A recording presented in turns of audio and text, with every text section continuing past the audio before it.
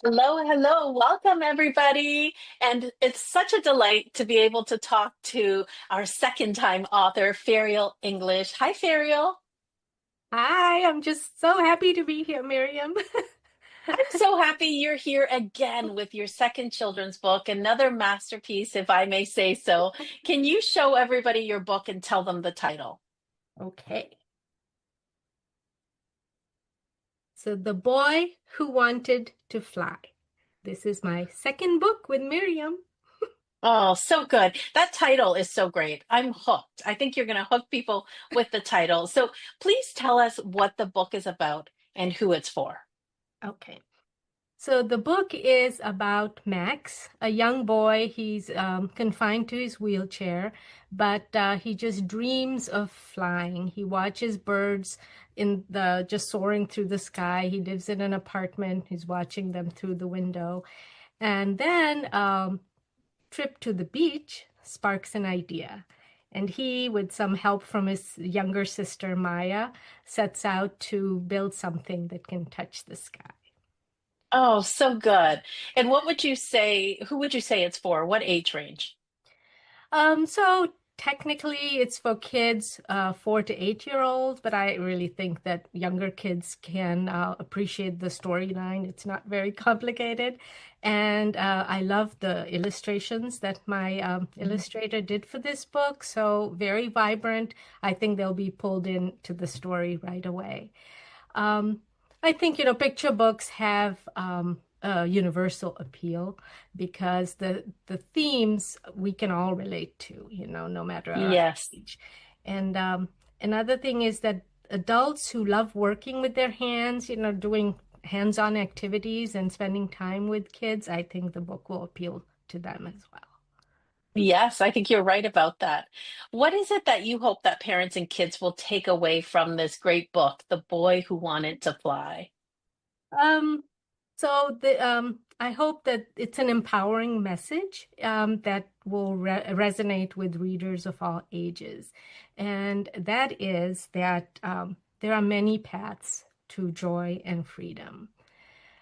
Sometimes challenges can spark creativity, but Mhm. persistence pays off, and dreams have a uncanny way of coming true sometimes in the most unexpected ways.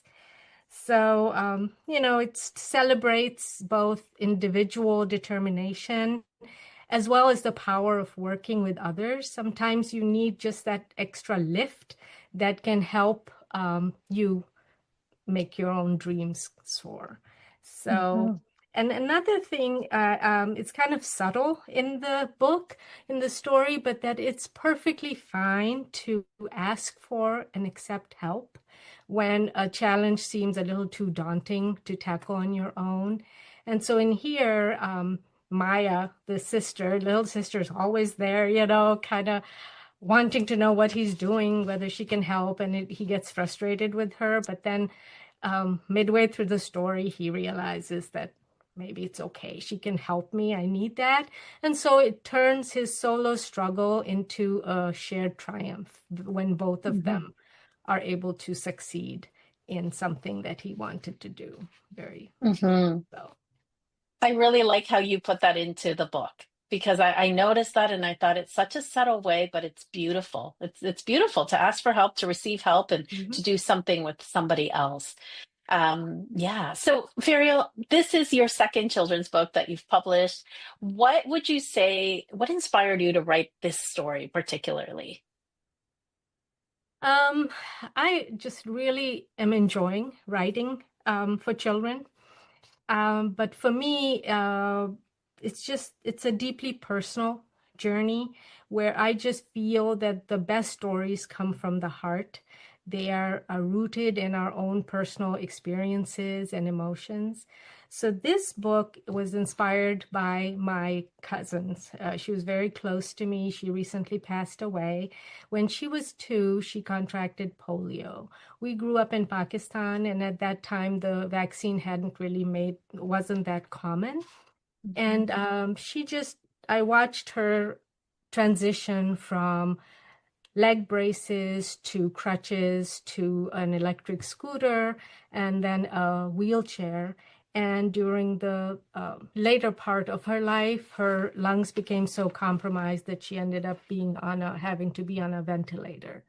But despite all these lifelong challenges, she was just such a positive, strong. She was just full of life, always just really interested in all of us. And she, learned how to speak Spanish in the last, couple years of her life, just very full of life. And so she became a role model for everybody really who got to know her. So this is, and so once when I was talking to her, she mentioned that she would have loved to climb a tree. Or we used to have this old, not old, but a thick rope with knots that was hanging from a tree in our grandmother's backyard. And, we would swing on it and climb up and down. And she said that she would have loved to be able to do that. And then she said, well, if not in this lifetime, then maybe in another, I will be running and chasing all of you in a game of tag. Hmm. Oh, So, wow. so yeah, so she was the inspiration. She just passed away last year. And as an aside, I will be donating a portion of my launch day sales to Post Polio Health International. It's a nonprofit that just is dedicated to enhancing the lives of polio survivors through education and networking opportunities with, and just general advocacy because many people don't really know about the post polio syndrome that Hmm. strikes these people later on in life. And so this organization also supports just ongoing research for just education, for to understand and address the challenges that are faced by older polio survivors. Okay. Okay, So wow. Fariel, so did you say proceeds for people that buy today on book launch day will yes, go yes. towards? Okay, so a couple of things here. First of all, thank you for sharing that. That's so beautiful. I love knowing the inspiration behind this book, makes it even more special. I'm so Mm. sorry to hear about her passing last year, but what a beautiful legacy that she has left behind, and now you are passing on through this book. So I'm Thank going you. to take a moment right now and tell all of our friends watching, go today to Amazon and purchase a copy of this book. If you could hold it up one more time. And proceeds from your purchase today are going towards this great organization that helps victims suffering from polio. So great. I love that. Fariel, so this is your second children's book. Can you tell everybody, show everybody the first book and tell them what this book is about? Yeah, so this is, yeah, Charlie and Sophie's Great Escape. Very different, but it is based on my two border collies. And we adopted them from a rescue, and they just brought so much joy and just energy into my life. So I would take notes, because they would just play together. And I knew that puppyhood doesn't last very long. And so I said, oh, well, one day I'll write a book about their adventures. And this is something that actually happened. They were being trained off leash. They were puppies. So they got excited and ran off into the woods. And then they had some adventures and eventually made their way back home. So, Mm, um, and the message of that book is that, people make mistakes, but if you learn from those mistakes, then they can become stepping stones to growth. And maybe you mhm. don't make those mistakes next time. Another great book. So, friends, when you're on Amazon, definitely make sure to check out her first book. I saw it's got some medallions, it's won some awards. Mhm. You're an award-winning children's book author now, Fariel. Congratulations. Thank you. I mean, again, I'm thinking just in 2023, I would not have expected to be here in just 2.5 years to have two books under my belt. And I just want to thank you for that, you Oh, and your team. oh, thank you, Fariel. You're so kind, but it's been such a pleasure to work with you with these two amazing books. I love what you shared that we can be inspired by things that we have been through in our lives, the people in our lives, our pets, different situations that happen. So I just love that. And you don't let anything go to waste. You put it into a children's book, which is so great. So great. Now, okay, this being your second book, how would you say the process was different from the first time? Oh, it was just so much smoother, just knowing. Because it was a whole year, from basically an idea. That's what you guarantee.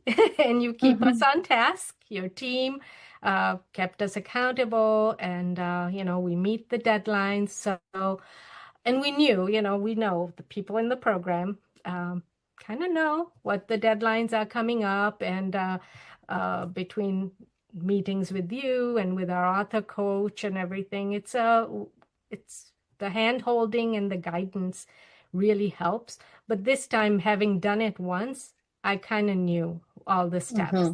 And also, I have a whole, what would you call it, a treasury of research. So I knew where to go to start looking for illustrators, and do that Hmm. ahead of time, get those things, and then just the whole social media marketing also. I didn't have an Insta. I didn't know even, what Instagram Right. was. So having that and having people kind of there to support you, to encourage you already, uh, was a big help, just to boost yourself, your confidence. So Yes. that helped a lot. And yeah, I think mainly it was just kind of knowing where I was going, and having faith because I'd already published one with you. Hmm. Yeah, things were just pretty smooth. And I did Good. have some of just the newbie problems that happened the first time because I could anticipate them a little bit and work around them better. Hmm. Well, That I helped. love hearing that. Yes, the second book is definitely easier. You know what to expect.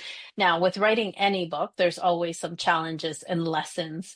What would you say was the biggest challenge when writing this specific book? So I really wanted, because so the first book had dogs in it. So they had characteristics, and I found an illustrator that was good with drawing animals and the natural scenes. This book with the boy who wanted to fly had kids, and I had a very particular vision for Hmm. my characters and for the emotional the emotional what would you call it? What the scenes, I wanted them to be a little bit dreamy, that kind of thing. So my challenge was trying to find an illustrator who once they read the story, shared that vision, and was willing to really kind of collaborate with me to bring that vision to life in her illustrations. So I researched. Now I had a whole list from the time before of illustrators whose um, style I liked. And so this time I went through, and then of course I had added others from reading other children's books and things like that. And looking through so many bios, so many portfolios, I finally landed on three.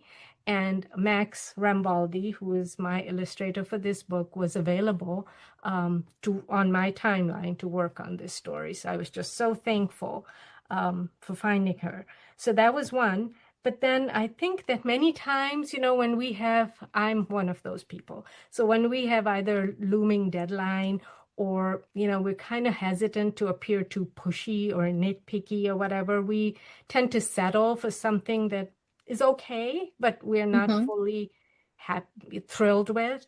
So this time I told myself that this is an important story for me, and so I would be diplomatic but I would push myself to go ahead and ask, even if it was more than once, more than twice, for the illustrator to make a change or to make an addition or something that I felt was important for that until I was satisfied with the final illustration. So that was kind of pushing myself a little bit beyond my comfort zone.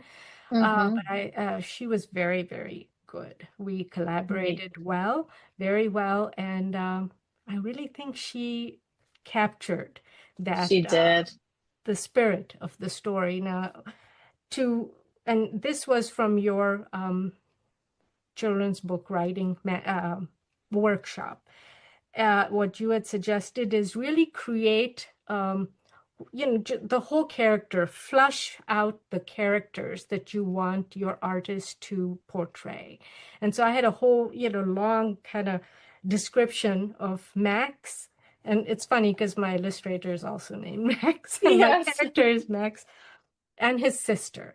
So, and that I'll show you a picture. So he's dreamy, he's kind of, looks around, and she is just bubbling, full of life. And so if you can see, so there's Mike, Yes. and he's just kind of reading, watching birds. He draws things, and she's just, full of, and Max captured that very Your well. illustrator did. So Yes. she did.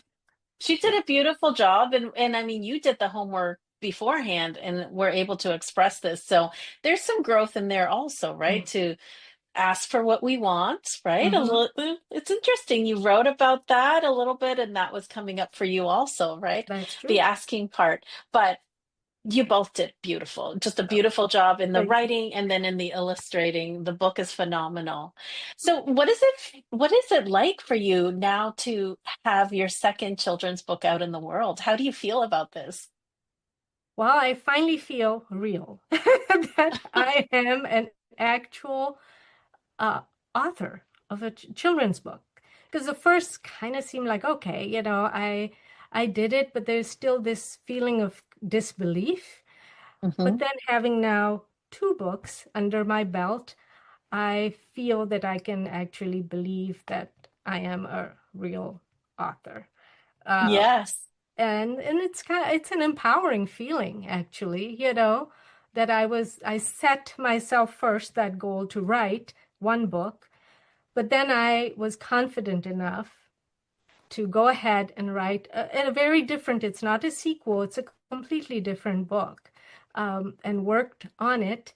And like you mentioned, there's just so much growth, personal growth, in these past 2 years. And then to actually have something to show for it, it's a pretty amazing feeling. And then to know that there are kids all over the world, in Canada, in the UK, in Pakistan, in India, and even in Australia, there are kids who are actually reading my book and getting to know characters that I created. Just makes me Hmm. very happy.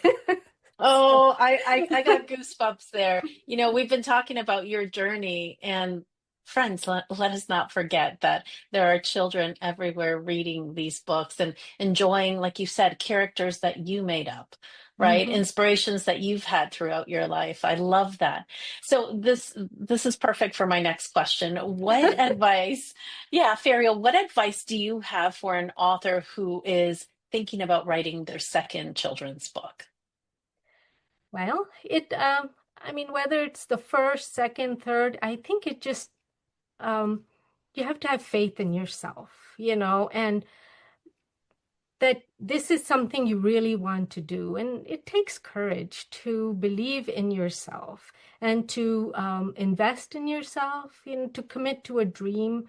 So if you have the dream, while you wrote the first book, but there's certain inspirations that are still there, and you want to, so just begin.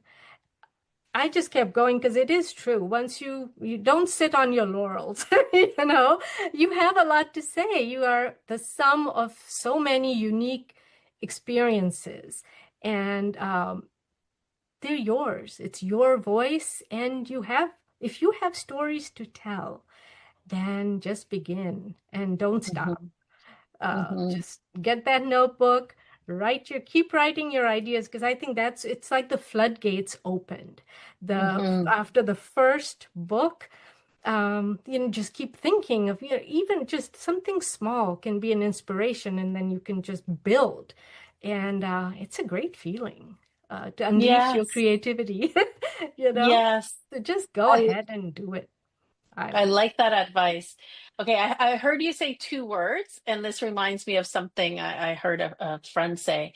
You mentioned you got the confidence for the second book, and then you mentioned that you had to have the courage. And I've heard this said before, and I think it's so perfect. It says, courage comes before confidence, right? We have to be Yes. courageous Hmm. first, and then the confidence comes. And Hmm. it's just so beautiful how you shared that with your second book, you had the confidence. So maybe somebody else needed to hear that also. But thank you. Thank you so much for sharing that. So for sure today, if you could hold the book out one more time, maybe hold both books. Friends, Oh. go to Amazon. Yes, go to Amazon and buy The Boy Who Wanted to Fly. Proceeds Oops. are going Sorry. towards helping, yes, victims of polio. And then there's the first book. Also find that on Amazon. But besides Amazon, where else can our viewers find you, Fariel? So I have a website which I recently updated because it was all dogs, dogs, dogs. So now the dogs have to take basically a step back for Max. So it's www.ferialsbooks.com. So that's my website. And then I'm on Instagram at Farial English. And I also have a Facebook author page with just Farial English. So there are many Perfect. ways to find me. Perfect. Perfect. And before we go, is there anything else you'd like to share or anything you wish I would have asked you? Oh, so in the back of the book, now I'll Mhm. have to give this away somewhat, but I have a couple of pages of back matter. Um, and it's called Did You Know? And it's just some interesting questions and facts about kites because their kites are they were invented over 2,000 years ago in China. Um, but what I was mentioning before is that we have so many different ways where inspiration strikes. It could be an emotion or an experience or a person that just makes you think about something and it inspires an idea or something like that. And so the inspiration for a kite came from my father. He also recently passed away. And when he was young, he was born and grew up in India. And in the spring, in India and Pakistan, they have kite fighting competitions. And kids make their kites and then they're up on rooftops, or they used to be. I don't know anymore. And he would just share these stories of all the different fun kites that he would make. And he was just loved looking forward to this festival. Just colorful kites flying all over the place. And so I think that was an inspiration for me when my three sons were growing up. They were all in scouting. And so we made homemade kites and we'd go like a kite derby out in the field, and other neighborhood families would be there too. And in the spring, there's wind. Fun. So what's funny is now it's summer, so my husband said, I'll make some kites so we can, get some pictures for social media. Well, there's no wind. There's absolutely, it's been 2 months and we look because it's summer. It's just static kind of, it's only when the weather's changing you have wind. So that's why it was in the spring. So it's just funny. We've got all these kites in the garage, but no Yeah. wind. So anyway, so my father became a pilot when he grew up. He was in the Air Force. He was a fighter pilot. So he was always looking to the skies. And we would go to all these air shows and things like that. So I was, of course, just trained always to look at the sky. So that was something that was an inspiration as well to, for the Mhm. birds, for the sky, for the feeling of just open, just freedom. So he Beautiful. inspired me anyway, so that was one thing. And then, of course, in the end, I would like to thank my family for their, support and for just believing in me that I could be doing this, something new for me. And then, of course, Miriam and your just incredible team. I mean, the support and just knowing that you guys have our back just gives us the confidence and guidance to take on this project and then complete it on time. So that's been just great knowing that you guys are there. So want to and Julia really helped, and Allison, and and Samara, just the whole team. It's been wonderful having Yes. you. And then Oh. the other idea, of course, that you had was to provide an author coach for new authors. And Sheila Rakio was my just very, very supportive, encouraging author coach. So I'd like to thank her today that I'm here now, and I still have to meet her one last time later this month. So that's great. And for just the community of all these supportive community of indie authors that we have here who show up, who encourage and cheer on so many other new authors and the authors and their book launches. I'm very grateful to all of Mm. you for supporting each other. And I'm a little bit further along on this path than many of the newer authors that have joined and are starting. So I just wanted to let everybody know I'm here and I'm willing, I can share anything I've learned. So please reach out. And, I'm here. I'd Mm. love to hear from you. So thank you. Oh, Ariel, thank you so much. It's always such a pleasure to speak with you. You're so encouraging. I love that you even here you're offering your help to other authors, and that's just so beautiful. So thank you so Oh, much. thank you. Thank you so much for writing this amazing book. Hold it up one last time, because we want people to go and purchase this book. It's helping so many people today. Your purchase is helping so many people today, and I love that you shared so much of the background and the different inspirations that you've had through your life to write this book. Right? Hmm. You've taken um, the story with your cousin and with your dad and even with your own children. It's just so beautiful to see. So I hope that our authors, the people that are watching, I hope that if you're here, it's because you're writing a children's book or you want to support Farial. So first, definitely go buy a book. But if you're here, excuse me, because you want to write your own children's book, I hope you found inspiration in Farial's story. Use anything and everything to help you write that book and find your community of other authors to support each other. We cannot help but all rise together. So, Mhm. Farial, I'm so proud of you. Thank you for being so lovely, always so lovely. No, thank you so much, Miriam. Thank you. And Thank friends, you. thank you for being here. Have a great day. Bye bye.